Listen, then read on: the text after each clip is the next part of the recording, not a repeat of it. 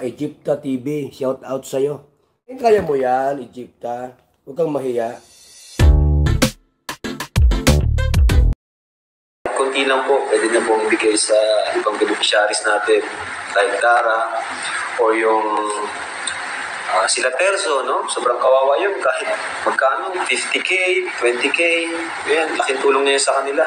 Sir John A. ay tila yata sinisira ang imahe ng Kalingap dahil hindi yata naintindihan ang kanyang pagtulong sa isang taong napupusuan niyang tulungan. Ang binigay niya ay malaking tulong financially sa isang beneficiary ng Kalingap, ngunit ito ay lumabag na dahil ito ay magkukos ng inggitan sa bawat beneficiary na ayaw ipadama ng mag-amang matubang. Ang Kalingap ay may mga regular sponsors naman na matagal na itong tumutulong sa Kalingap at taos puso nila itong ginagawa na halos sa lahat ng beneficiaries, kaya malaking sampal ito para sa kanila. Lalong-lalo na ito ay choosing lang ang taong matulungan niya, unlike sa mga matagal na mga sponsors ay walang pinipili, basta pasok sa criteria ay nakahanda silang maalalay financially na mula sa kanilang mga puso. Kaya itong ginagawa ni Mr. John A. ay nagkakaroon ng haka-haka sa loob ng Kalingap o mga viewers man. At dito ay mawawala ang magandang advokasya ng mag-amang matubang at ang mga sponsors na matagal nang tumutulong sa Kalingap. Tila pagyayabang na